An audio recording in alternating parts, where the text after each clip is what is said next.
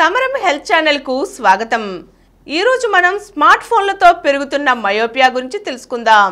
నేటి కాలంలో అవుట్డోర్ ఆటలకు అసలు అవకాశమే లేకుండా పోయింది। ఉన్న కాస్త సమయాన్ని చదువుకు ఆ తర్వాత ఇంకా కాస్తో కూస్తో సమయం మిగిలితే దాన్ని సెల్ ఫోన్తోనే గడుపుతున్నాం।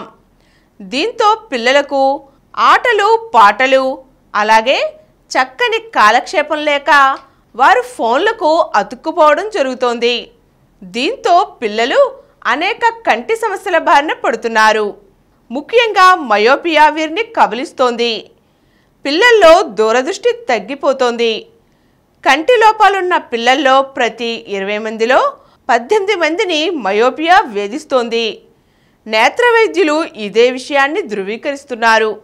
ఉదయాస్తమానం చదువులు ఆ తర్వాత సెల్ ఫోన్తో గేమ్లు ఇలా అలవాటు పడిన పిల్లల్లో మయోపియా సమస్య ఎక్కువవుతోందట। ప్రస్తుతం చిన్నారుల నుంచి వృద్ధుల వరకు స్మార్ట్ ఫోన్ చేతిలో లేనిదే నిమిషం గడవడం లేదు। ఎక్కువసేపు దీన్ని వాడేవారిలో పలు సమస్యలు వస్తున్నట్లు వైద్యులు చెబుతున్నారు। నిత్యం 5 నుంచి 6 గంటలు స్మార్ట్ ఫోన్ వినియోగించేవారు కళ్ళు డ్రై అవడంతో పాటు అనేక కంటి సమస్యల బారిన పడుతున్నారు। అలాంటి వారిలో కళ్ళ మంటలు, దురదలు, వెలుతురు సరిగ్గా చూడలేకపోవడం, కళ్ళు ఎర్రగా మారడం వంటి లక్షణాలు కనిపిస్తున్నాయి। ఈ దశలో సరైన చికిత్స పొందకుంటే చూపు మందగించే ప్రమాదం ఉందని వైద్యులు చెబుతున్నారు।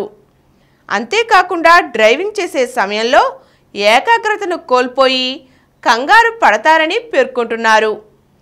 పిల్లలు బయట ఆటలు ఆడేందుకు ప్రాధాన్యం ఇవ్వాలి।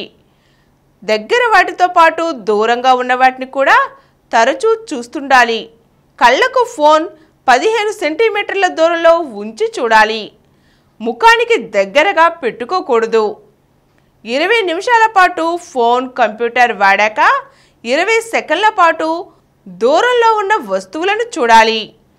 కనురెప్పలు వేయడంతో నల్లగుడ్డు పొరపైకి నీరు చేరి కళ్ళు డ్రై కాకుండా ఉంటాయి।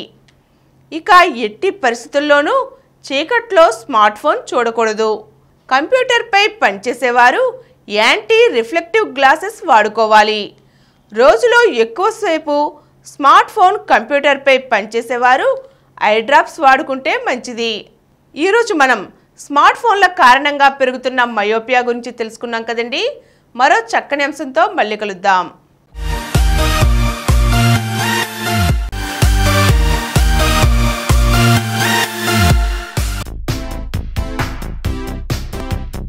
Please download Samaram Channels app from Google Play Store and watch your favorite channels. Click the bell icon and subscribe to the channels.